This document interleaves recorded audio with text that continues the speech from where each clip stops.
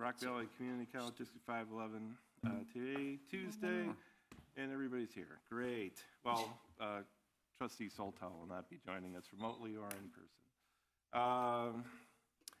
So that's call to order. Roll call. Nelson. Yeah, here. Simpson. Here. Trojan. Yes, sir. Goldsmith here. Kudia. Here. Espinoza. Here. Gorski. Here. All right. We do not have a board member in attendance by means of other than physical presence. Do we have any communications and petitions or public comment? No communications or petitions. And I don't see any letters or handouts presented to me, so, all right. Recognition of visitors. No recognition of visitors. Okay, are there any questions on the review of minutes from the Committee of the Whole, May 12, 2026? I have. Hearing none. General presentation? No general presentations. Okay, so at this point in the meeting, I'd like to bump up item I, finance discussion, board liaison, trustee Cardenas, Gadea, above teaching and learning. Not that teaching and learning is that important, but we've got a couple of reasons why we want to bump up the finance discussion. So hand it off to Gloria. Thank you, Mr. Chairman. Now we'll call on Ms. Olson, our guru in numbers, and she will bring us up to date on what's happening.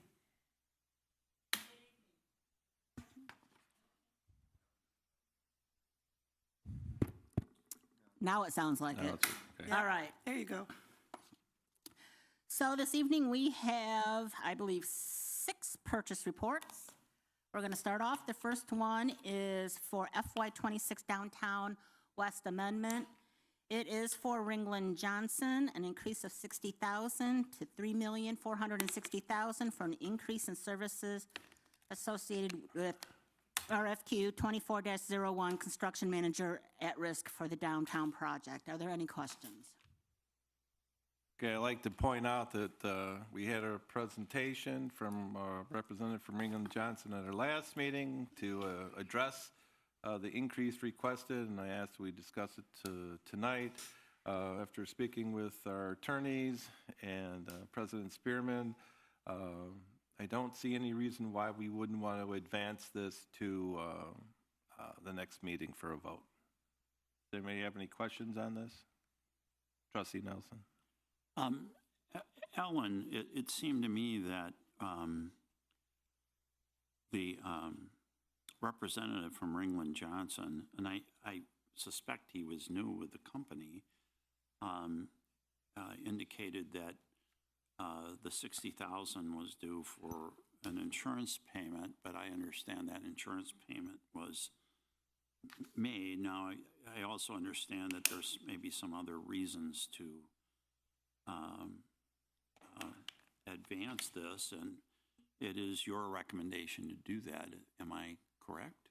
Yes, based on our attorneys and everything. If you want more information, Rick can speak to it.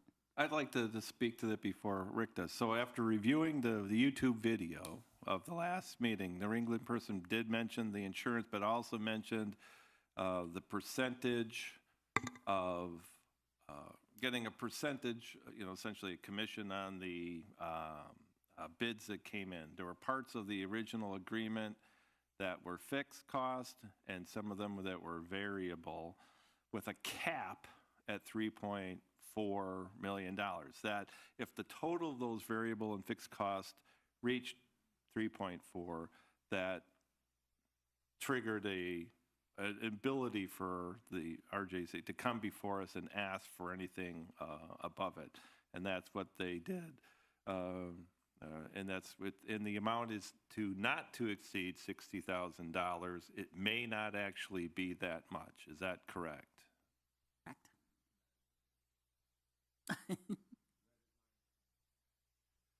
Yes, that's my understanding. There's something in the order of $10,000 which is in flux, correct? Yes. It's yes. part of that cost. It doesn't mean that there won't be any additional change orders and stuff, but that isn't reflective of the payment to RJC. Their estimate, their 60,000, incorporated some additional change orders in their estimate already. Okay, all right. John, did So you? are we paying them 60 or could it be less? Could be less. Could be less. All right. Not to exceed. Be not to exceed. But that isn't to say that between now and the end of the project, that there might be some other requests for overtime, which may be approved or disapproved.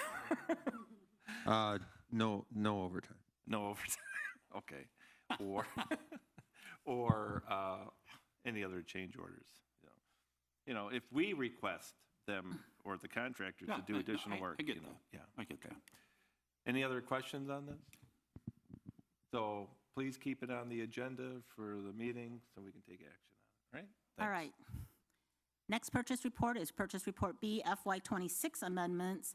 The first one is for UMB Card Services, an increase of $50,000 to $885,000 to cover higher than anticipated number of athletic tournaments in May and June of 2026 that require travel expenses to be placed on the college's procurement cards.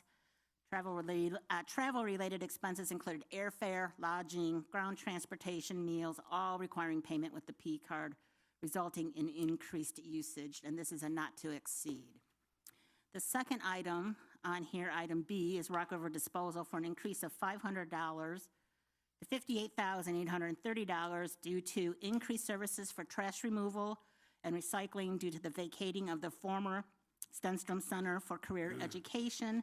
The college has completed vacating the SCCE on June 1st. Any questions? Bob? On item A, on the extra cost, is that due because of the outstanding women's softball season that they've had? Softball and golf. And golf? So we're doing well. That's why We're doing gonna well. pay. We had more tournaments and Yes, we've had more people and more teams advance to national tournaments. I guess the girls broke all kind of records, number of home runs and games and all that kind of thing. Is that right? I can't speak to that in I think detail, so. but they did well. Yes. Yes. They had a record season Record season. for Rock Valley College, but for Division II athletes, they had a Right. record season. And, yeah, so, and That's a besides reason to that, spend more money. I'll hold off and I'll explain later. Keep going. Next, if there's no other questions, I'll move to the next purchase report. The next purchase report is C, FY26 purchases. First item is Entree Computer Solutions for $90,000. This is for wireless access points to provide network connectivity for the downtown campus. In accordance with the college's administrative procedures for IT equipment, 5 quotes were solicited. 4 vendors responded. Entree Computer Solutions was the lowest responsive vendor with the quote of 86,626.36. Item B is First Student for $40,000. This is for student transportation services for the Upward Bound program. These services provide daily transportation for the minor, which is high school under the age of 18 students, from their homes to the college for program participation. First Student is the only local provider capable of delivering consistent daily yellow school bus transportation, and alternative vendors in the area only provide charter or specialty services that do not meet the program needs. Are there any questions regarding purchase report Any C? questions? Huh? No questions? It's amazing to be in New Jersey to Illinois, $561 difference. And 64 cents. And 64 cents. You're not going to bring up the change part again. I mean, you know, one of the things in my crawl about this .64, .93, can't you round it up or round it down I don't to write 00? these purchase reports. I mean, But I'll see what I can do. And then that would spur the question from Trustee Nelson. Are we okay? Can we cover that 64 cents? Can we round it up? Can we? Okay. We're fine. All right, purchase report D, FY27 purchases. First one is Forge Fire Company for $656,750.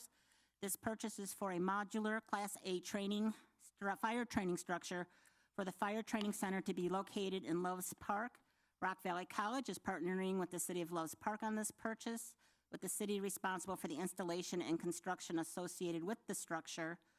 Forge Fire and Company is a sole manufacturer and provider of the modular Class A training structures, props, and bolt-in components. The training structure will support instructional needs within the fire science program by providing a realistic modular training environment aligned with industry standards. This is being paid by a couple of grants.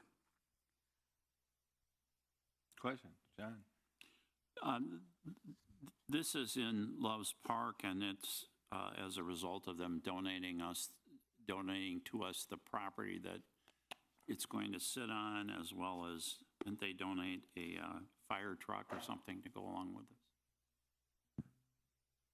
this? They didn't donate the fire truck, but they're allowing us to store our fire truck in their fire station, which is right next door to this training site. Okay. So And they did donate, did they donate the land, or are we leasing it for nothing? we're leasing it for nothing. Yes, we're in For a $1 long. a year? Or- Yeah.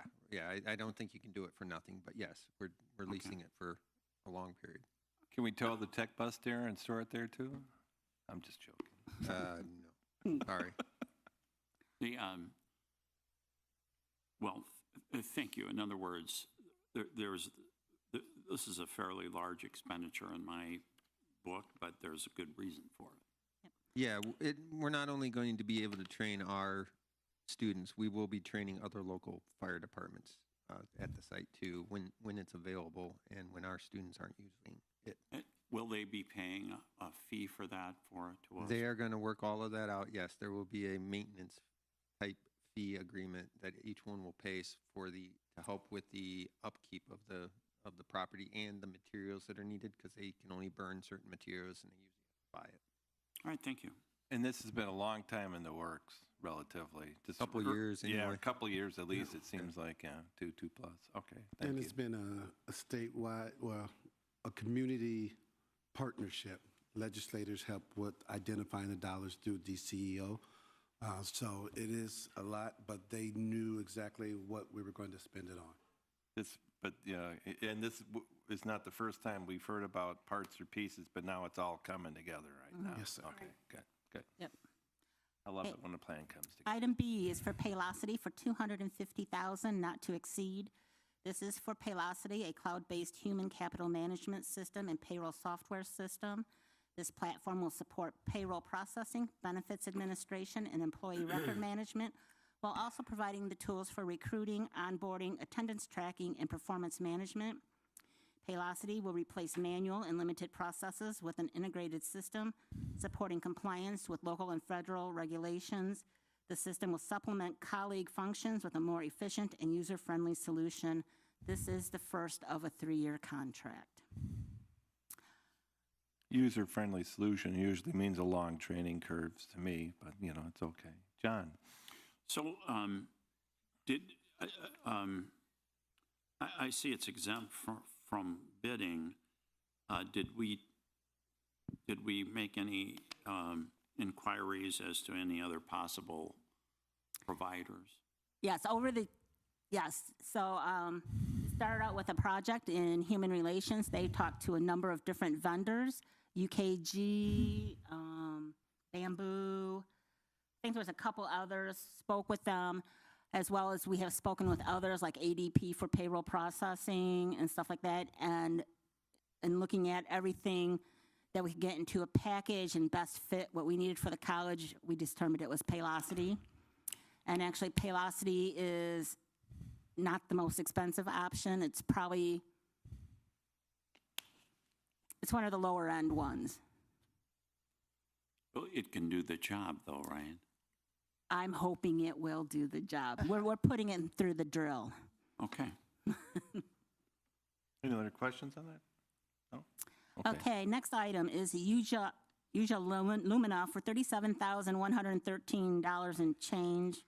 This expense is for the Uja Panorama, an accessibility and content auditing platform that integrates with Canvas, the college's learning management system. Panorama scans course materials for accessibility issues and provides tools for instructors and staff to remediate and monitor those issues. Panorama will replace the college's current accessibility tool and provide enhanced remediation capabilities directly within the platform. This does support compliance with the Web Content Accessibility Guidelines 2.1 Level AA Accessibility Standards. Item D, May I ask a question, Mr. Chairman? Sure. Ellen, that all sounds good, but, I'm just a country lawyer from Rockford, Illinois, so I'm wondering, is this part of our teaching, for teaching and not for accounting in your office or anything, right? correct, this is for the teaching platform. Okay, and I assume we looked around to find a good deal. Yes, they've reviewed several vendors. Thank you. Yes, item D is Nicor Gas for Well, $27,000. I just want to note, that I didn't mean to sound like your question wasn't important, but when I was looking at the text, as they do very often, and I know you're all college professors, but and you have attorneys reviewing it, but I would actually like to have it written in like 8th grade type of English language so that the public, a larger, not that they couldn't read at college level, but when you're targeting stuff for published consumption, you're looking for anywhere between 8th grade and like 12th grade, 13th grade, English language. Just passing it along, As a technical writer, as a person who's had to create content for consumption out there, the meetings and the consortiums and the stuff that we've all gone to is just kind of like, you got to target it to people that make it easy to digest. But so I was thinking about that when you asked your question, John, so I wasn't trying That's to be why I asked the dismissive. questions. Yeah, so thanks. Thank you. And John's an attorney. He could figure that stuff out. He probably says it has litigation written all over it, but I don't know, so. All right. Item D is Nicor Gas for $27,917.46. This is for labor, material, and transportation needed to upgrade the existing Nicor meters on main campus from a 16 millimeter to a 23 meter, 16 meter to a 23 meter. Is that correct? Yes, okay, thank you. This work is necessary for additional gas flow that will be needed when the third generator is installed in the future. Item E is Progress Printing Company for $54,688.70. This is for the printing and mailing of the RVC Magazine Summer 2026 edition. Bid 26-07, printing and mailing of the RVC Magazine received 6 submittals, which were opened on May 21st. The amount being requested includes a 10% contingency for additional prints and unexpected proofing cost. The magazine will be delivered to households between July 28th and July 31st, 2026, including P.O. boxes and rural routes in the Community College District. The magazine is intended to impact fall 2026 enrollment. Item F is Select Inc., $190,286.61. This is for Select equipment for the collision repair program in the downtown West Campus, bid 26-09-D13. Select equipment for downtown campus received 2 submittals, which were received on June 3rd. Select was the lowest responsible bidder. This equipment includes a Savine XL mobile bench, Camelon premium jig set, and an NAJA electronic measuring system, and the accessories needed for each. Any other questions regarding this purchase report? Questions on the left of me? All right. Questions? Purchase report E, site rentals. First item is for the Rockford News Tower for $39,047.40. This is the rent for 99 East State Street, which houses the adult ed program and refugee and immigrant services. This amount covers the 2-month lease extension through August of 2026, at which time they'll be moving downtown west. So, at that point, will we have any other offices there after that? No. We'll have to write former Chairman Murphy and let him know his sale didn't go through, and we don't lease it neither, so. Item B is for the Greater Rockford Airport Authority, $11,500. This is the land lease for the property on Cessna Drive for the aviation maintenance program. Any questions? Any questions? John? Yes, we have a lease there that I hope is an extended one. I believe it's 30 years, or is it 40? The airport? The airport, 2034, through Through 34? 2034, yes. Yeah. 2034. And is this does it increase a percentage every year, or is No, this? it's been flat. It's flat through 2034. 2034? You'll be up for election that year, John, so you can run, okay? I'll be older than Bob is now. Okay, let's not go in that I'm direction. getting All younger, right. John. I don't know about you, but I'm getting younger. We're going to have to Can't bring tell. Keith into this discussion if we're talking. Come on, let's not do it. All right, the next purchase report F is the FY27 software licensing renewals. These are the renewals for the software licenses utilized by the college, and they include contractual increases. I do not plan addressing them individually, but I'll be glad to answer any questions you have on them as they're presented up there on the screen. There are 17 of them, which is a total of $1,894,567, with the largest being Aleutian, item G, for $725,000. Any questions? These are all renewals. These are all renewals, they're not new. And the renewals are part of they're part of an existing contract. Am I right about that? Yes, generally they're multi-year contracts. Right. And then some of them would probably be single source for some of the solutions and non-competitive. So if they ever went out for bid, they wouldn't really going out for bid, just quotes. And then sometimes you can only get it from one vendor. So there you go. Well, I'd like to see Entree get a little more if we can ever do that. Well, if you go back to the software stuff, most of them they wouldn't be able to get. Sometimes it's a single source. You can only get it, and for like some product, you can only get through one vendor in the region. So, All right, item purchase report G. This is the FY27 blanket purchases. These, obviously my intent is not to read each one, but I have a few notes, so I'll hit the top 5 items. Item A is Healthcare Services Corporation for $10,265,000 for group medical insurance, which includes an increase due to anticipated increases in health insurance premiums, which was factored in a 10% increase based on current trend. Item B is Constellation New Energy, $2,500,000 for gas and electric services. Item C is Illinois Community College Risk Management Consortium, $1,500,000 for the insurance premiums associated with property, casualty, workers' compensation, athletic insurance, and this also includes a projected increase of 9.5% in premiums. Item D is UMB, $1,200,000 for the college's purchase card or PEEP card program for the purchase of miscellaneous small commodities and travel expenses. And item E is EMB, or Morgan Building Maintenance, for $1,100,000.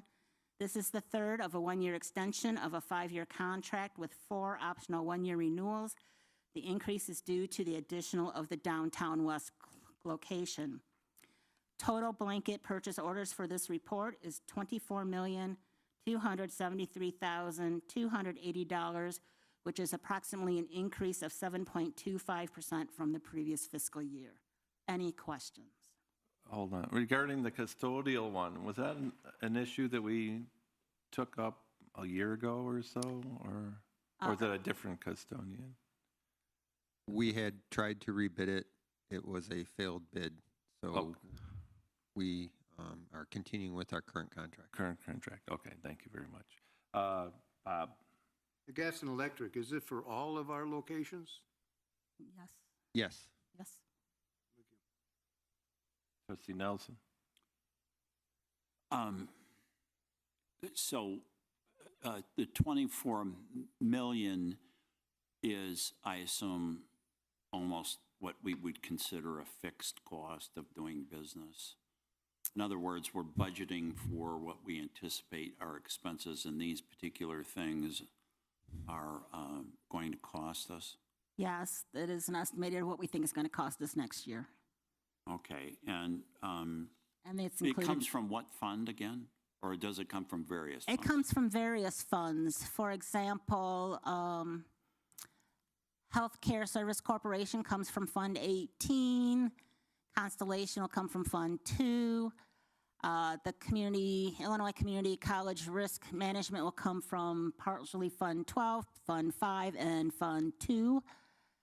So it comes from a variety of funds. Okay. It's a lot of money, but thank you. Any other questions? Question. All right, thank you. All right. That concludes purchase reports. The next item is a fund transfer request. So if you recall, Rock Valley College received an employee retention credit from the Internal Revenue Service for $3.8 million, and once the consulting fees were deducted, it was about just a little over $3 million.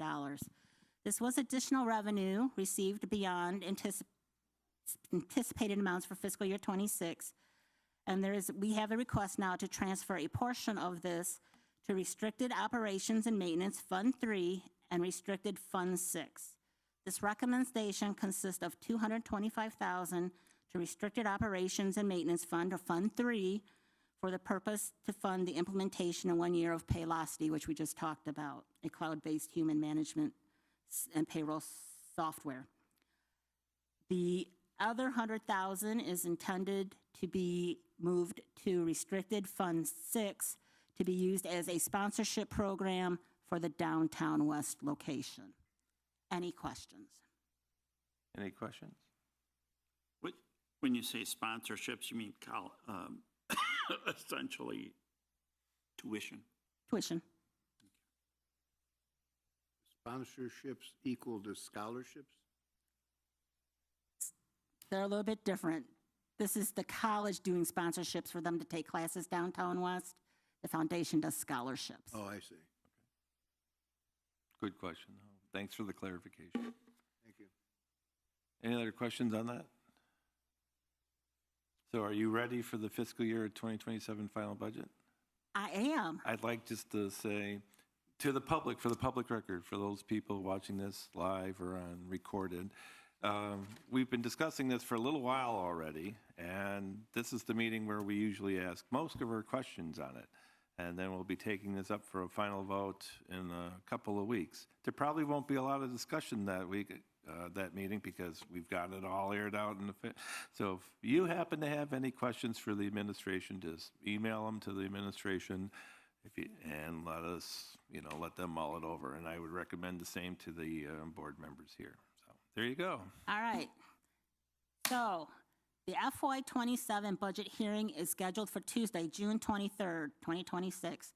There have been no changes to the budget since the tentative budget was presented on April 7th, 2026, and approved on April 21st, 2026. The FY27 tentative budget has been conveniently available for public inspection in the Financial Services Office and on campus as well as on the website. The notice of public hearing is being posted in the Rock River Times, by the Rock Valley Publishing, and in the Daily Republican. It is the recommendation of the Board of Trustees that to adopt the fiscal year 2027 final budget for the fiscal year beginning January 1st, 2026. I did receive a few questions, and I would like to answer them from Trustee Trojan. One of them was asking if we have had any additional inquiries from the public. As of this time, we have had none. No inquiries. FY27, is there anything to worry about? From the operating budgets 01 and 02, I have no concerns on those operating budgets. My only concern continues to be, and I've talked about it before, is the increasing cost of group medical insurance, which is coming out of Fund 18. So depending what occurs this year, we may ask for, when it's time, an additional fund transfer to Fund 18 to cover any shortfalls. And where will that transfer come from? It will come from any excess funds or excess available funds in Fund 1 and 2. Okay, thanks. But we'll wait till after the audit and fiscal year closes to make any determinations. Okay. A question was asked about comparing fiscal year 27 budget to fiscal year 25 actuals, about investment income being down compared year over year.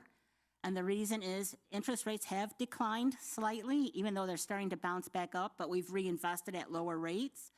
And also the balances that we are investing is coming down as we have been spending money on various projects here on campus. And then the question was about other income being down year over year. So as a reminder, in fiscal year 25 and 26, we received the earning retention credit, and that was entered into that line item, and we'll not be receiving that in fiscal year 27. And then the last thing was regarding reduced contingency and from year over year, and that is simply due to revenues not increasing as fast as expenses during the budget process. Thank you. And if Any there are other any other questions, please let me know. Gloria? Ellen, you and I talked about COVID funds on another topic, but overall in the budget, is there any like leftover funds? Did we use them all appropriately? And Yes, so initially we received, I can't remember how many millions dollars of her funds. Those were all expensed within 2 to maybe 3 years, and so Right. we have no funds left over from that. And then the earning retention credit was just an opportunity that we took advantage of Sure. from retaining employees during the COVID period. Right, okay, great, thank you. John? Overall, this budget shows that we are in reasonably good shape, very good shape. We're in good shape. It is a balanced budget with a small contingency. Yeah, balanced budget with a small contingency. We had to tap into some investments to pay for some projects, and we've got some other expenses coming up. So I wouldn't say that we're, we're doing well. It just, we're not, Not better. yeah. So, All right, and the next item is the certificate attesting to the FY27 budget. This is simply a required certificate attesting that is required by the Illinois Community College Board. Any questions regarding that? questions? Nope. Thank you. All right. The next item is the FY 2027 compensation adjustment for non-represented employees. Annually, the Board of Trustees approves annual salary increases for the non-represented employees, which includes education support personnel, professional staff association, and administrative employees. The recommendation is for a 3% increase added to the base pay of each ESP, PSA, ADM employee effective July 1st, 2026. The estimated fiscal impact is $478,250 and is included in the FY27 budget. Any questions? Did I miss the number? How many people does this affect? It affects about 100. Okay.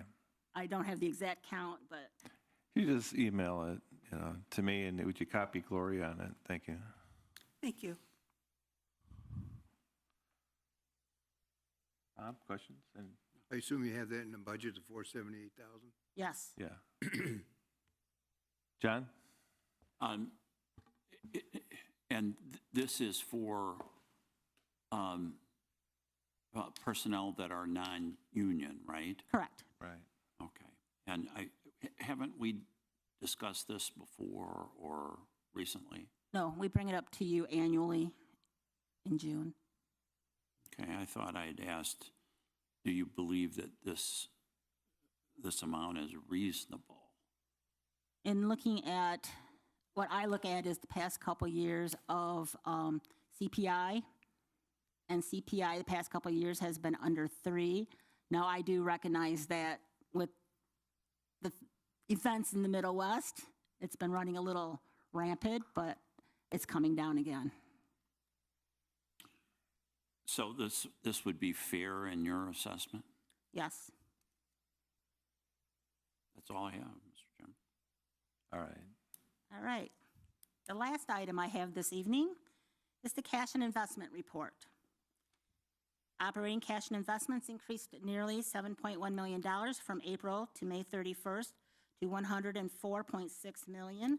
The main contributing factor outside of normal business was the settlement of the 2026 working cash bonds that were subsequently transferred to operating cash as approved by the reimbursement resolution approved by the board when we funded the CDB trust for CL2. The percentage of operating cash to investments is at 97.39%. Working cash funds increased $1,676 due to interest earned during the month, and capital funds decreased $4.8 million to $57.1 million. This was primarily driven by construction draws associated with the Downtown West and of approximately $6 million that was partially offset by incoming property tax receipts. Are there any questions? Any questions? Are we in good shape? Yes, we are. Any others? Thank you. Welcome. Thank you. So, job. teaching and learning, communications discussion, board liaison, trustee Goldsmith.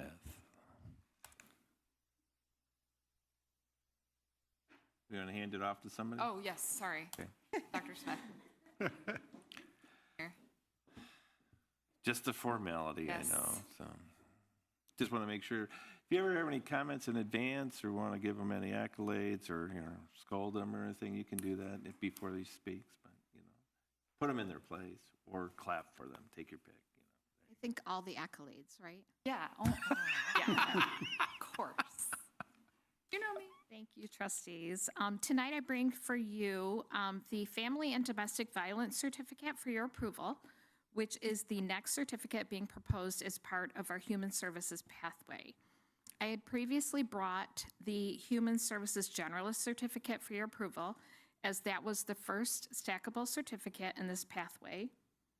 Through collaboration with our advisory committee, it was recommended that we design the Family and Domestic Violence Certificate as our next stackable credential.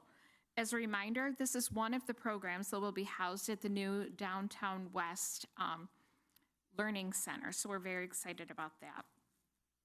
So this need was demonstrated through several advisory committee meetings with our partners, such as the Family Peace Center, Northwest Community Center, RAMP, Rockford Alliance Against Sexual Exploitation, Remedies, and the Liam Foundation. Again, that was our local information, and then labor market data also supports the growth of these entry-level employments with a 5.2% growth over the next 5 years. So courses within this certificate will focus on family dynamics, domestic violence, and legal topics related to human services. A required supervised field internship provides hands-on experience, allowing students to apply their classroom learning in real-world settings and develop their professional competencies. Again, it's important to note that this certificate is the second of a series of stackable certificates that will roll into the Associates of Applied Sciences and Human Services, which we will be bringing in the fall. Students completing the degree are able to transfer seamlessly to University of Illinois Urbana-Champaign to complete the bachelor's degree in social work virtually. So this is, we will be asking for your approval at the board meeting. Comments, discussion? Okay, Kristen. Once approved, will these be available? Yes, so that's a great question. We actually are already offering many of the courses, so this will just package them up so that we're able to offer them as a certificate. John. Well, as I have said before, this is my 50th year of practice, and domestic violence is a steady staple of involvement with the courts.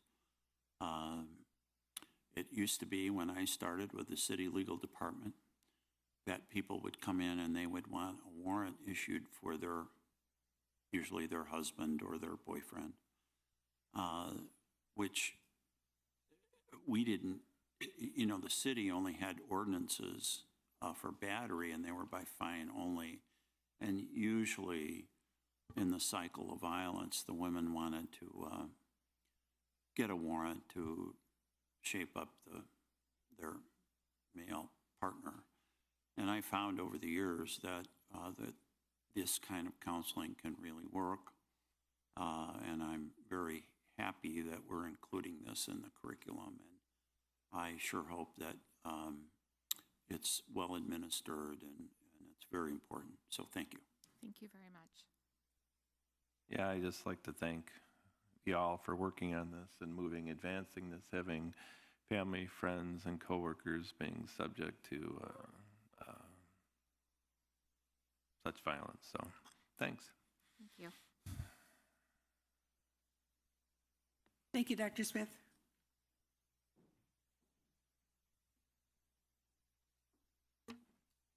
Good evening. The next topic on the agenda is the adult learner student profile. So you are familiar with receiving a student profile each fall and spring for all of our credit-seeking students. This spring, we took a look at our adult learners aged 25 to 45, since that is a focus of our strategic plan and with opening the downtown west location. So to give you an idea of what we're looking at, in spring of 2026, we had 1,230 students aged 25 to 45 in our credit-bearing courses and programs, which is 19% of the total population in those programs. Most of these students are part-time and more likely to be part-time than our traditional age students, which is to be expected with the other responsibilities they have with work and family.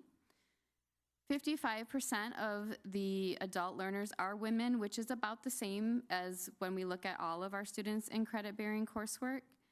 48% were racial or ethnic minorities, which is slightly more than the total population of students in credit programs.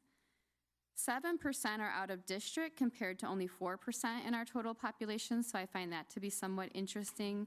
But the metric I find the most interesting when looking at this group is that 43% were enrolled in career technical education compared to 21% of the overall student population in credit courses or programs. So that just shows us the workforce-aligned programs play a critical role in attracting our adult learners. Are there any questions? Questions? And correct me if I'm wrong, President Spearman, but this is aligned with college goals, group goals in terms of increasing the research and investment in the adult learners. Yes, absolutely. It's a part of our focus, like she said, with the strategic plan. It's definitely an area that we want to really focus on and target for the downtown West Campus as well, but also what does the adult learner look like for RVC so that we can continue to monitor and build recruitment strategies around it. Because it's a population that we may not have been able to tap into as much as we'd like to in the past, and you're trying to do so going forward. Absolutely. All right, good. Question. Bob? And that is why I asked for the data to be presented on a monthly basis to see how we're tracking with attracting this population, just like you do with credit hours. So we need to see how that population enrollment is growing or not growing, hopefully growing. Yes, and we're looking at it, but we're talking two separate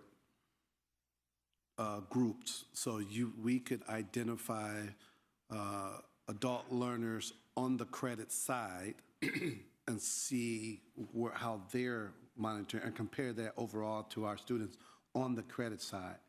But on the workforce development side, these are different areas, different groups. It's not a clean way to track their completions. And on the adult education, that's also a different space. So we're trying to figure out the best way to bring that enrollment ticker on the workforce development, what we call the non-credit side. We're still working on that, but Heather and her team has been working on that with several of the cabinet members. So we hope that we will be able to bring something to you that's more consistent.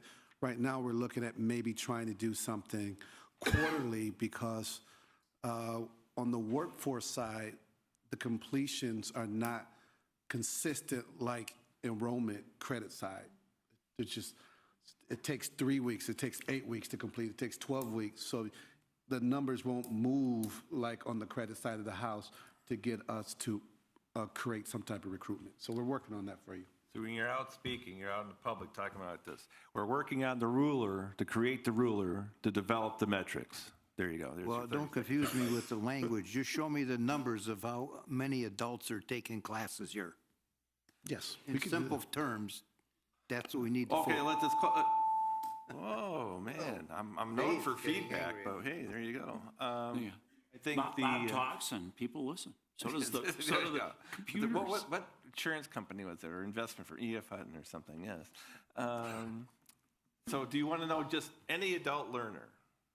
And what would you consider, what age group you talking Well, the one that she just talked about, what, Okay. 24 to 45 or whatever?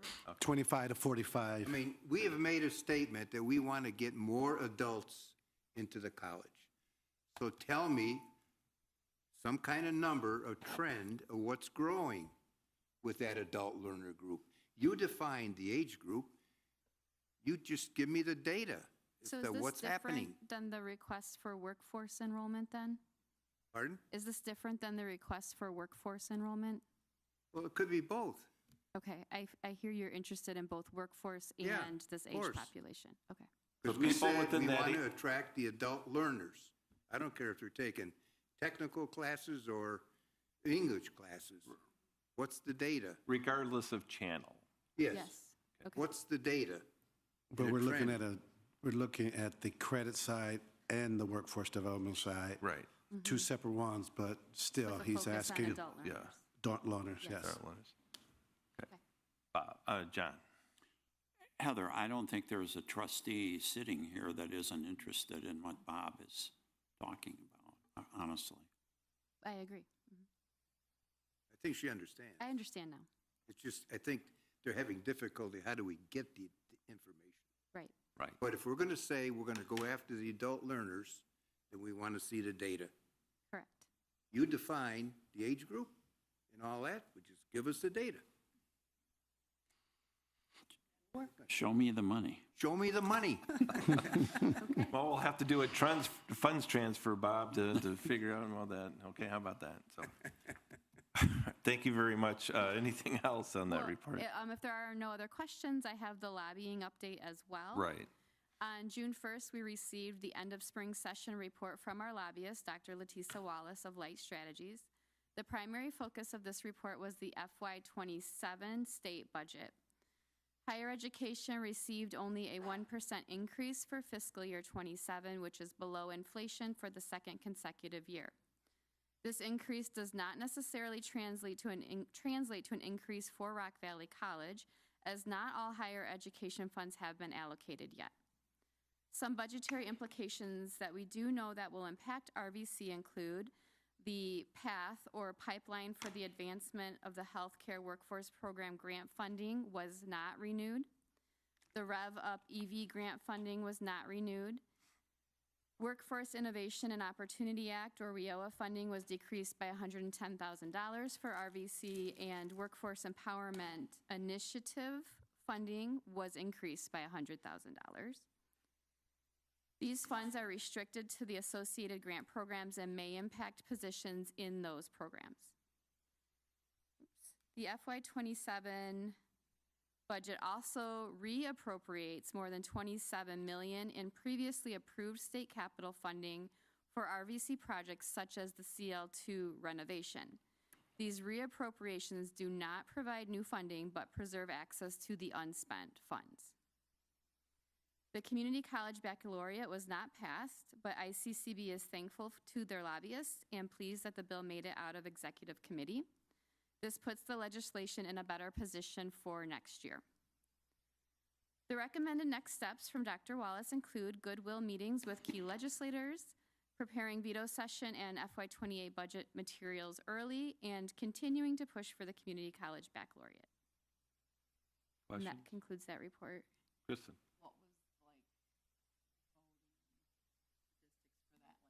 Close, was it? Oh, I don't know the answer to that. For the baccalaureate? Yeah. Well, you want to explain it?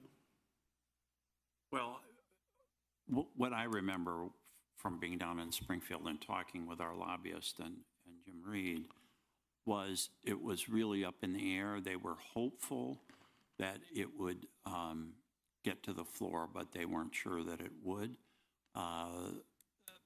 they feel that it may be taken up in the veto session or the next session coming. Didn't make it to the floor at all. Correct. Right. It So- made it out of executive committee, unanimously. And our legislators there were 3 of our legislators are part of the executive committee that voted in favor of it. So we're happy about that. But the speaker never brought it to the floor. And my understanding is he's not going to until Chicago State gets taken care of. There's some leverage, yeah. That's the rumor. Yeah, sometimes things don't make it to the floor because of other politics, or they don't bring it to the floor because they don't think it'll pass and they don't want it to fail and be on record of failing. Well, I urge Dr. Wallace to keep us informed, and I'd be happy to meet with whatever legislators they think are influential. Okay, yes, we will continue to work on that legislation for sure. And this question probably isn't necessarily for you. I'll direct it to President Spearman, but Ellen, keep your ears open. So, of the money, what money are we not getting from the state in the next fiscal year, it looks like? And don't have to answer it right now. You can send it to us, get it to us in a couple weeks or so. Do you have a ballpark or the sources where how much money that we're not going to be getting? We don't know how it's going to impact our individual budget yet, do we, Ellen? I know we're not getting PATH grant dollars. I get that, but PATH grant was the major one, and for Rock Valley College. There was $15 million altogether for the state regarding PATH grant. Okay. And we're missing, and we tried to get the governor to put that back into the budget, but he didn't. But we would have to, I can't itemize each of them at this point. And that's fine. We can. Yeah, so at this time, we don't know. So there's the allocations for operations for the colleges. That allocation has not been distributed yet. So ICCB is going to be working on that and probably distributing it probably within the next, I'm going to say 6 to 8 weeks. Okay, so when you have the summary of all of it, just let us know, because we've already heard we've had to tap into some investments, and the contingency's okay, but not, There were perfect, reductions in other and grants what as we're well. doing in terms of revenue, Sure.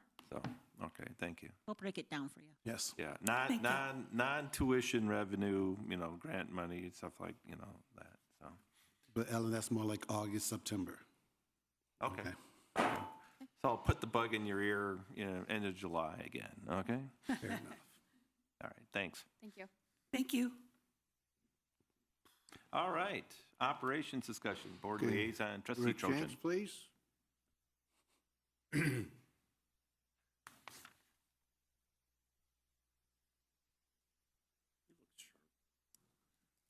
Good evening, Board.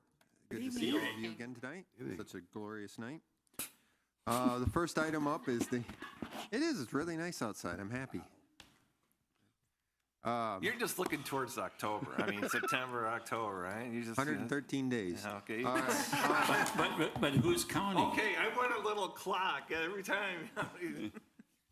Countdown. Yeah.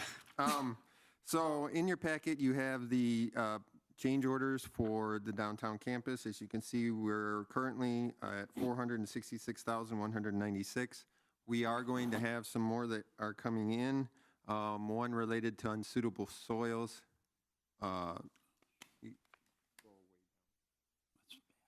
One is going to be coming in is related to unsuitable soils. The ones with the asterisks are the new ones that have come in so far. We will be spending a little bit more on the change orders, but overall, we've done very, very well on our change order contingency amount. It's something that I have to credit not only us, but the architects and the construction manager at risk. We have worked together to try and keep that limited. As far as the project is concerned itself, finishes and trim work is continuing within the project. Technology installation and stairs are being installed. They are working on starting the finish up many of the rooms with ceilings and drop ceilings and things of that nature. Landscaping is going in. The parking lot has had its base installed and will have its finish coat installed end of July-ish. So we're looking forward to that. RVC plans to start moving in probably the first week or second week of July, or probably in that time frame. We are currently there right now working on building the bench and cabinet installation equipment that we got as part of an FF&E that you had approved earlier on. So we're working to install all of that in the automotive and collision areas. We will continue to work with the contractor throughout that time. We also will be in July installing desks, IT network, and other wireless applications. As we're doing all that, getting the buildings ready, the city of Rockford has begun and is already tearing up Green Street and Short Horseman, and we'll have those resurfaced and redone before our August start date. So we're collaborating with them, and we're working to get everything done. The potential that the contractor may not be completely done till the first or second week of July does exist. Either way, we were planning on being in there working. We'll just work around each other or together with each other through July to get everything ready for the opening in August. Any questions about the downtown campus? I'll start down here. Well, the only thing, the only thing is there any way that we trustees could get a preview? I mean, maybe get a tour or, it doesn't have to be as a group, but I mean, I would love to go see where we're at before the students come in or. Gloria, I'd amend that question to when can we get a tour? Well, so typically the insurance does not like when non-construction personnel are in there, but I can talk with Ringel and Johnson and we can probably work something out. Okay, great. I'll wear a hat. And to that topic, Gloria, years ago. Thank you. What the You will have to wear all proper PPE, which means no open-shoed shoes and hard hat, glasses, vest, all of that stuff. Yeah, years ago, I walked through a site and I almost got electrocuted in it. And I walked after I woke up, and an hour later, they got me back in the other building. They said, our insurance wouldn't have covered you if you died. I'm like, I'm glad you were really worried about the insurance and not me. But there you go.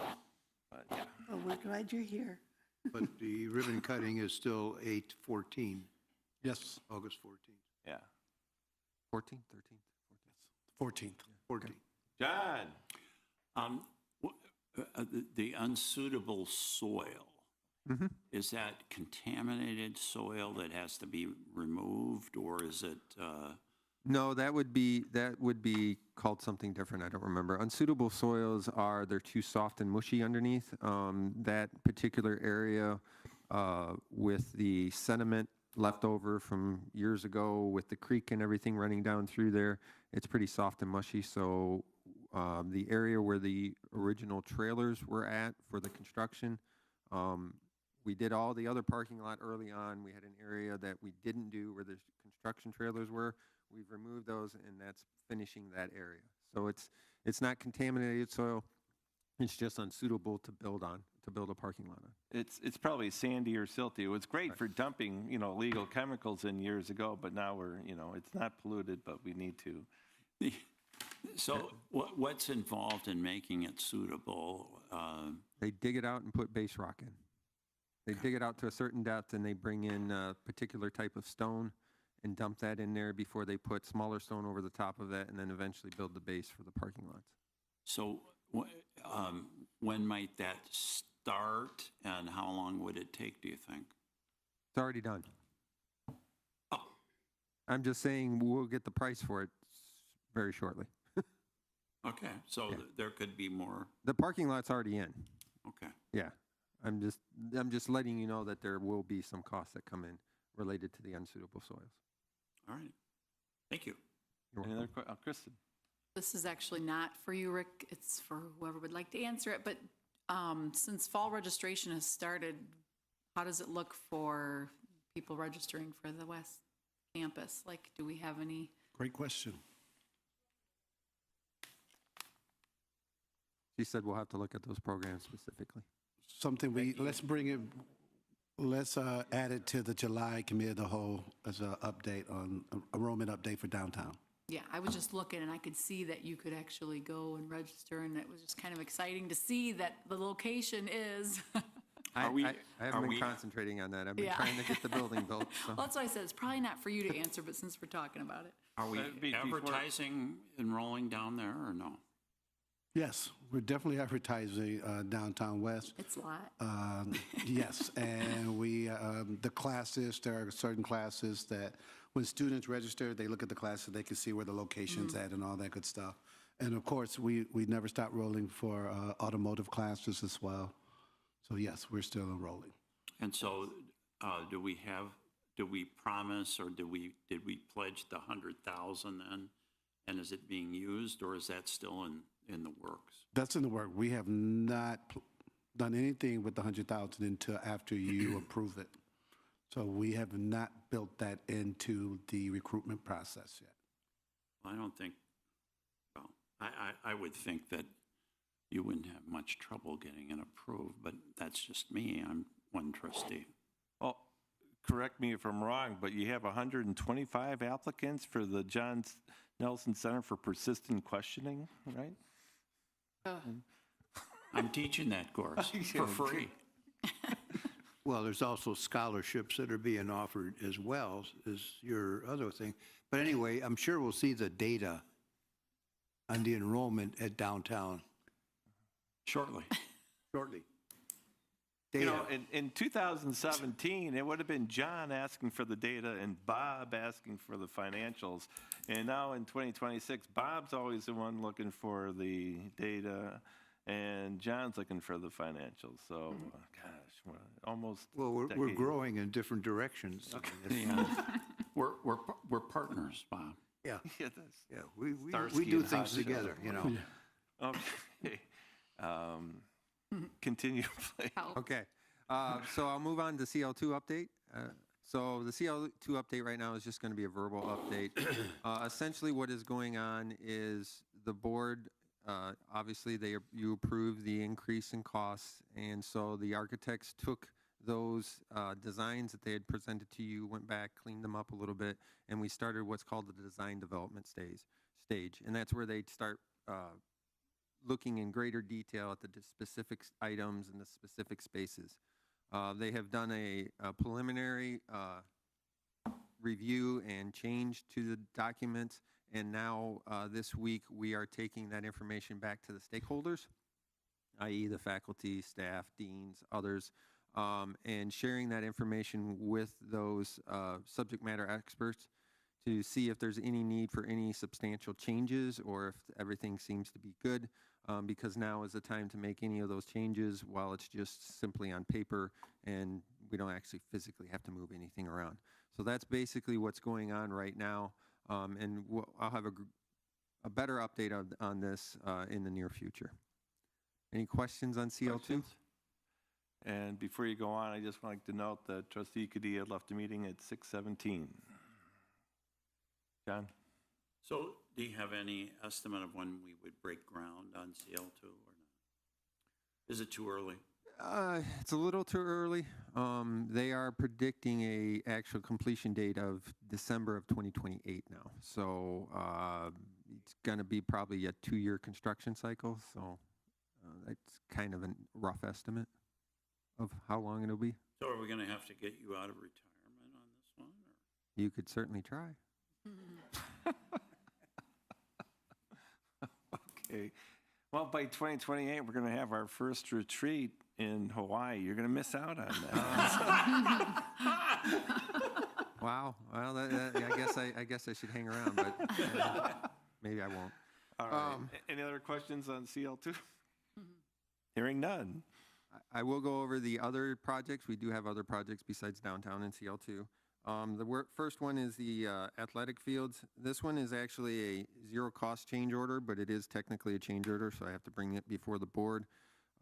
We had a conversation with the vendor and working with Darren Monroe about the potential of raising the berms on the outside, on the outfield areas behind the fence. raising them up so people could sit and see the games. The contractor said that they had to move the dirt anyway. They'd move it basically wherever we needed it to be moved to. So we did make a change to the drawings, but Team Real has said that they are not going to charge us anything for it. So I just wanted to make you aware of that. That project continues to move forward. It was delayed in April. April only had 4 days without rain, and that delayed us a full month. But now that the weather is a little better, we are moving forward. They're getting the stone in. We'll be getting the turf on softball and baseball in the next couple of weeks, and then they'll be turning their attention over to the soccer field. Bob? Was there any thought given to possibly having naming rights for each of the fields? Yeah, that's Dr. Spearman's area. Yes, Brittany is aware of that, and we are pursuing those options, and I would encourage any trustee that may have a recommendation for us to reach out to, please let myself and Brittany know, and we will gladly reach out to them. I would just suggest for openers, First Rockford Group. Do what? First Rockford Group. Them plus any sports distributor here in town, Dick's. Dick's Sports or people like that. And I know you're both on the same page now, looking at revenue towards this.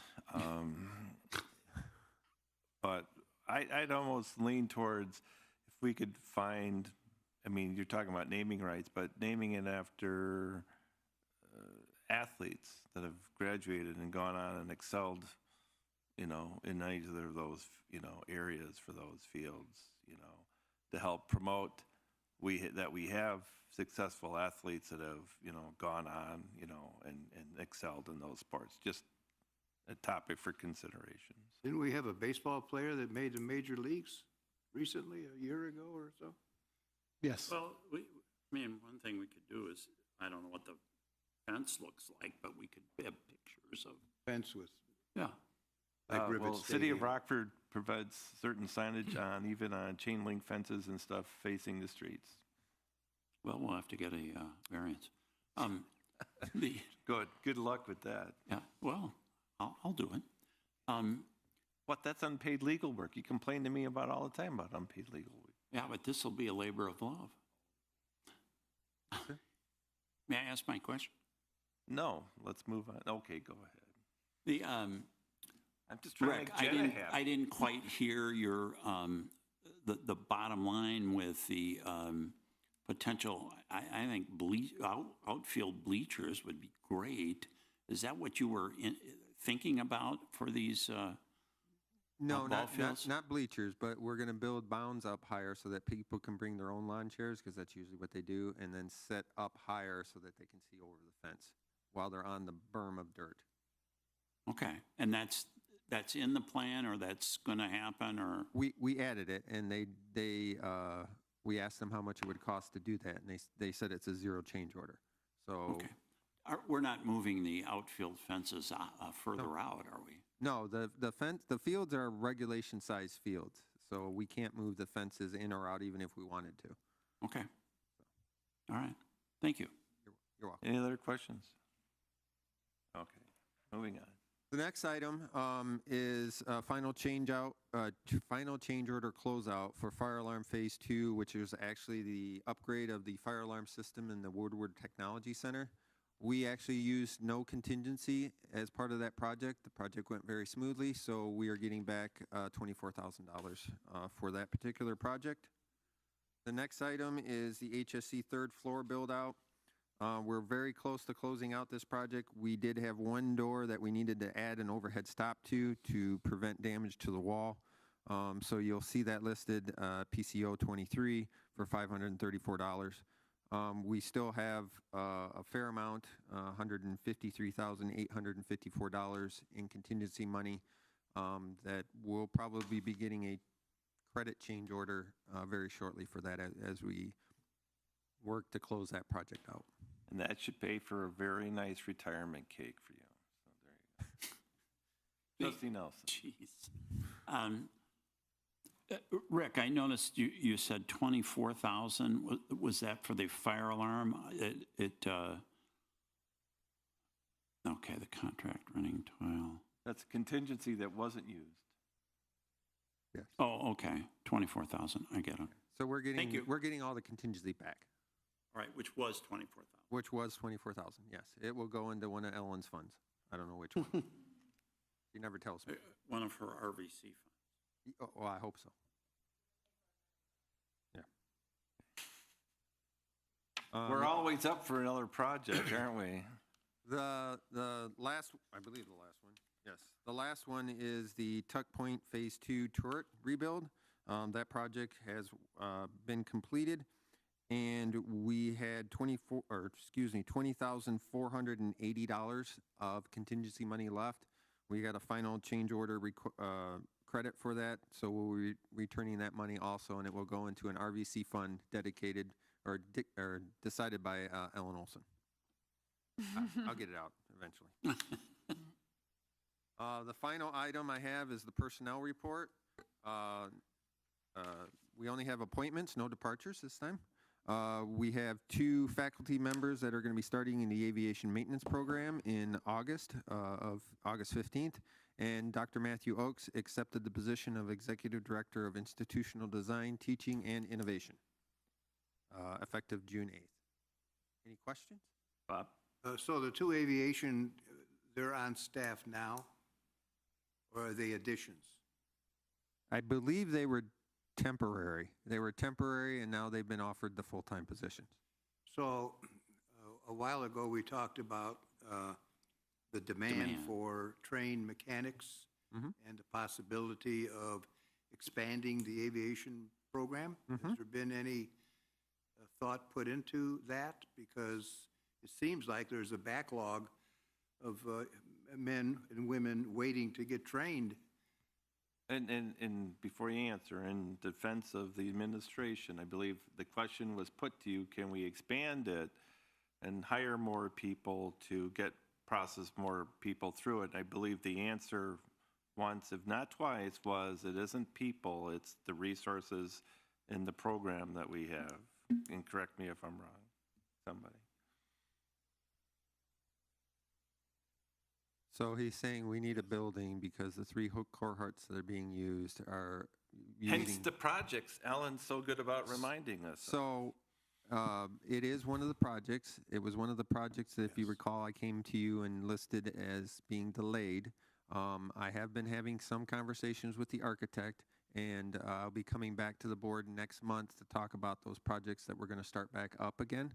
One of those, if the board would like, could be for the architect to take a look at figuring out a way to possibly increase the space there.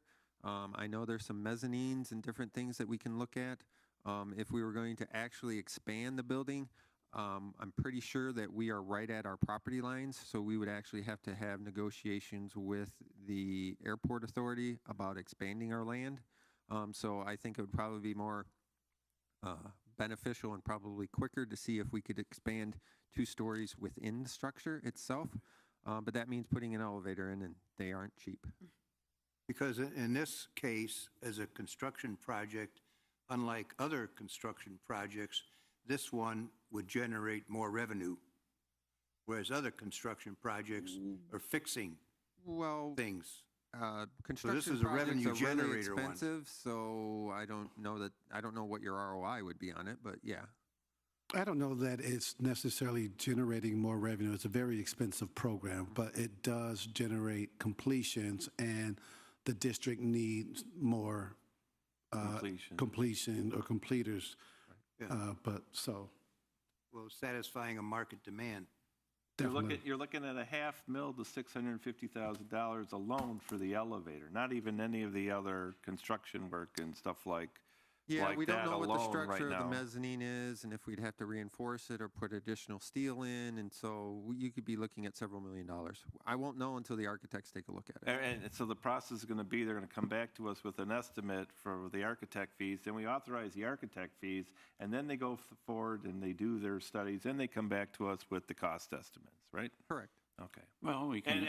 And you're so instructed to move forward and to present those potential costs to us from the architect fee so we can get the estimates that better answer the questions from trustees. Fair Okay? enough. Yes. I right. am working on a price already. All right. Trustee, Trojan, let me just say, we are at full capacity at ASEC. So we have no more space. Classes run from 7 to 12. Yeah. Second class, 12 to 5. Third class, 5 to 10. So there's no room to put anywhere or put anybody anywhere. We have to expand or find a building. But you have a classic production market situation here. You have people waiting to get in to go through this program. So you got to figure out a way, how do you accommodate more people? Well, right. The board has to approve if you build a new building or expand. That has New to come from building you. or split it up into different buildings that exist already? I don't know.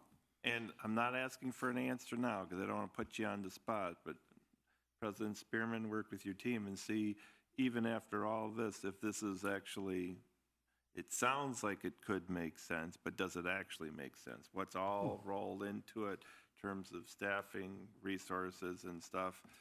Because we could go through all of the, the effort for it and then not have it pan out. But I don't want to put you on the spot and say, doctors, Stuart, does it make sense right now? Right. Put the Do some due homework on it, diligence come on back the- to us. right. But regardless of that opinion, we still want the architects, we'll authorize the money for the architect. Okay. Okay, and we've got 24 grand, we can do that right there. So we've got a project for it. So. That might pay for- And then get us the estimates and then see if it aligns with longer-term goals for the institution. So, Sounds good. all right. Is that fair, Bob? What was that? This guy here was talking to me. What? You were actually listening to John? Oh, my gosh. So don't worry, he put a good game plan together. It's We'll a follow up. game plan to do the homework and come back to us with an Yeah. estimate good. and their Do recommendations. the homework and come back with a plan to do it, to increase the revenue. So the final item is the What? events calendar.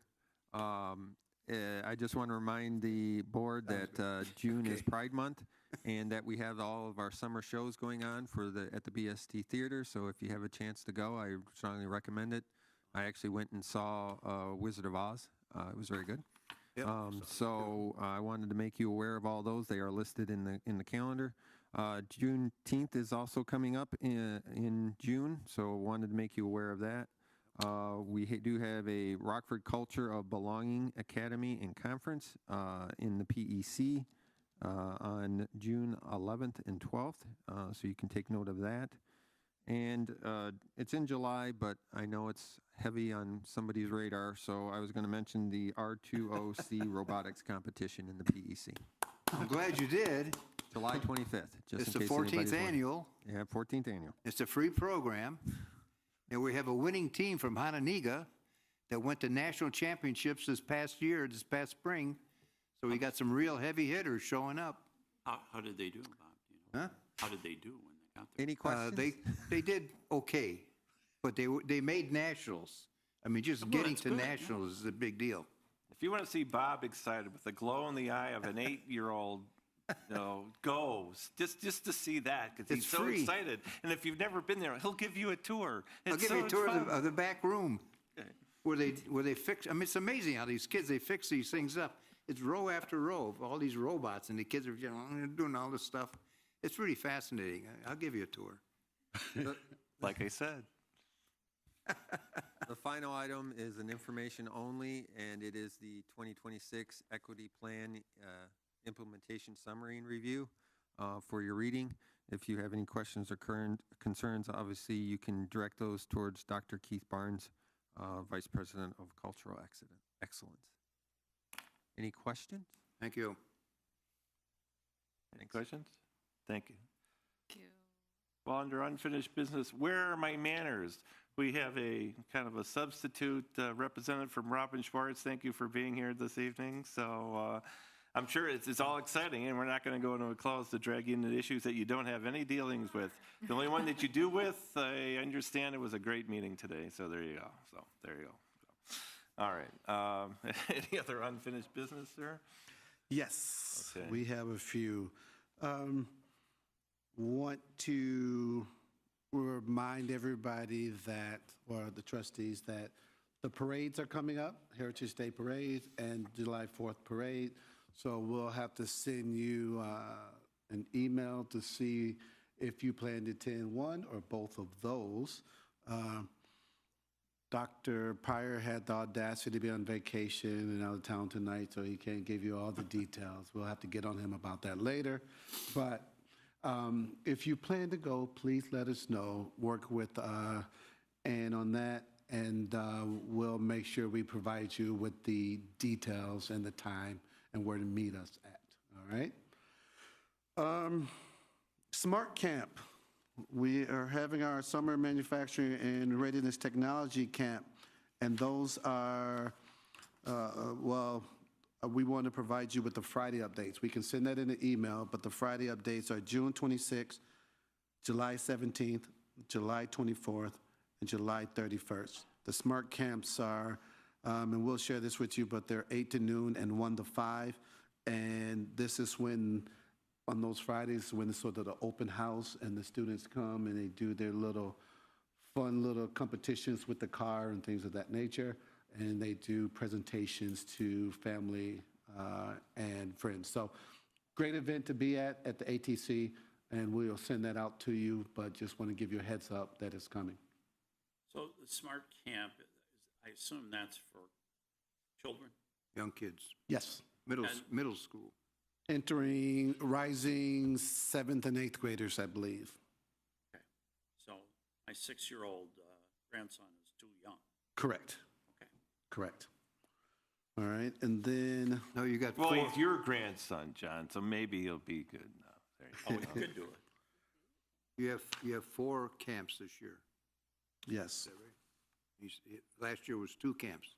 Well, I think last year was, no, it's more than, it was 4 camps last year. 4 last year. And now we doubled it to 2 half days instead of 1. Yes, 120 this year. Last year was 60. 60. Yes. There's your data. Huh? There's your data. That's what I love, the data, trend data too, especially. So if you can get it for 7th and 8th graders, why can't you get it for the adult learners for Bob? Okay, I'm just saying. Yeah, there okay? you go. All right, then also want to share that our women's singles golf team are national champions for NJCAA Division III. Specifically, Amelia Dunseth, she won the singles representing Rock Valley College, and the women's golf team was national runner-up, or they took second place for NJCAA Division III tournament. So we're excited about them representing this year, and we want to invite them maybe to the June board meeting for you to have opportunity to greet and do the lovely photo. if Yes. you guys- Yes. All right. Before then, All right. So we're Yes. thankful for that, and now I am going to pass it over to Rick first, and then Heather will end with the brief updates. Go ahead. Yes, sir. Doesn't matter what microphone. His day is turning south. Yes, it is. The item I'm going to bring up is regarding MS Teams. We are looking to use MS Teams as our means for communication for any board member who wants to attend by means other than physical presence. This will allow for a better input into the meeting. We won't have some of the delays that we've experienced, and we won't have to have a special microphone so that you can hear everything that's going on. We think it'll improve the ability to hear and ability to talk quickly during a board meeting, and you won't have that delay that some of you have experienced over the time. What we're planning on doing is we'll be sending out a plan to the board members, It will include how you install MS Teams, how you log on, how you get into the meeting, and have a bunch of information. In addition, we will have assistants here half an hour before the board meeting. Next board meeting, I'll have IT people here that can assist any board member in possibly loading MS Teams if you want it on your phone or you want it on your device or something along those lines. They can help you with that process. It's not a difficult process, but if you've never done it before, it might be difficult or challenging to some. So you should be seeing that coming out this week? Next week? Probably next week. Next week. Next week to the board so that you have some time to get familiar with it and read over the information. Trustee Nelson. Is there an expense associated with this development? No, the MS Teams is part of our base software that we use from Microsoft, so there won't be any additional cost incurred from that. That's why we're slowly transitioning away from Zoom into MS Teams because of the cost savings. And technically, if you access it from a computer, a desktop or laptop, you don't even need the client. You could just Correct. do it through a browser. Do it through a browser. And it's ironic, though, that they're using it to eliminate the echo and the delay and the audio problems with it, because Teams is notorious for audio problems itself. But it's a better bet than what we have going on now, calling in and you get the echo. You're watching it on and you get this delay. If you do it on the computer, preferably, you can do it on a mobile device, but don't move around when you're doing it and don't do it while you have a weak signal. It'll be a better experience for you if you're joining remotely. Now, personally, of the last Teams meetings I've joined, 6 have had audio problems with them. But it's okay. I'm talking to other tech people who can't figure out the problem either, so I wouldn't expect them here to figure it out. So it's all right. Great. But it's a better bet. You're not going to get the echo, going back and forth, because that's really annoying. So and then you shouldn't have any problem not hearing us then, because it's just coming through the whole system here. So, but thank you for that. So. Any other questions on that? Most of you don't join remotely anyway, and for Bob, it might be one time a year, right? So when you're in Florida, so. It will make a difference, I tell you, because it's pretty hard when you're trying to. It is annoying. It is annoying, yeah. Difficult. Thank you so far. Well, I'd like to present some good news, exciting news to the Board of Trustees. We've had a really great week for awards and recognition, members of our campus community. At last week's Student Education Destination High Performance Conference, Dr. Spearman won the Difference Maker Award for the positive impact he has made on Rock Valley College during his presidency. He is too modest to share this achievement himself, so I wanted to make sure his success was recognized. This award signifies Dr. Spearman's ability to make a difference by meeting strategic goals and scorecard targets, especially in the areas of student success, community partnerships, and employee culture. As Dr. Spearman would say, success is contagious. His success as a leader has a ripple effect for RVC and the community we serve. I cannot think of a more worthy recipient of the Difference Maker Award.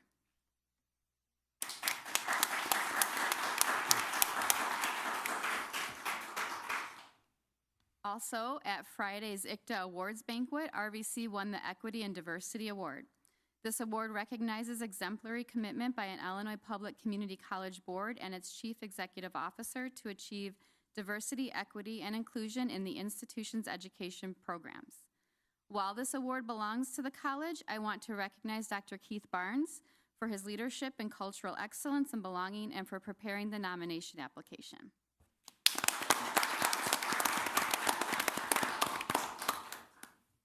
Finally, 2 members of the RVC community have been recognized among the Greater Rockford Chamber of Commerce's 40 over 40 accomplished leaders whose experience, impact, and dedication continue to shape our community. Dr. Howard Spearman and Trustee Bob Trojan.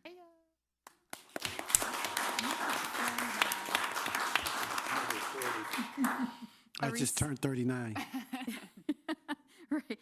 A reception will be held Thursday, June 25th from 3 to 5 p.m.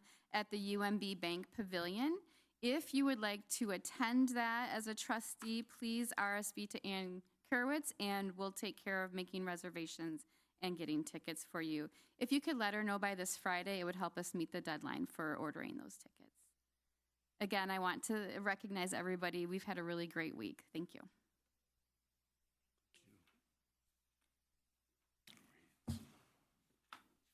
Ann, I will not be going. Thanks. I will never go to any dinner or anything. It's just not my style. So, all right. Any other new business? No new business. And we're not going into closed. No closed Okay, session. so we're coming to the end of this meeting. So I'd like to announce the next regular Board of Trustees meeting will be held June 23rd, 2026, 5:15 p.m. Meeting will be held in Performing Arts Room here, ERC in main campus. And before I'd say, in the next committee of the whole will be July 14th, 2026, 5:15 p.m. Same place, location, and the like. And I believe President Spearman, you'll be out for the cow? Well, Dr. Smith, okay. And I believe Trustee Simpson will be also. Did you have a question? Okay. Don't take any advice from that guy on the end there. Okay. Anybody else schedule. from the way down, but don't take it from him. All right. And I just also like to remind people, the public, that if you have any comments on the budget, to bring them up at the June 23rd meeting. All right. Have a motion to adjourn. So moved. No, motion by Sarah, seconded by Bob Trojan. Roll call. Nelson, Yes. Simpson, Yes. Trojan, Yes. Goldsmith, yes. Espinoza, Yes. and Gorski. Yes. Motion carries. Thank you very much.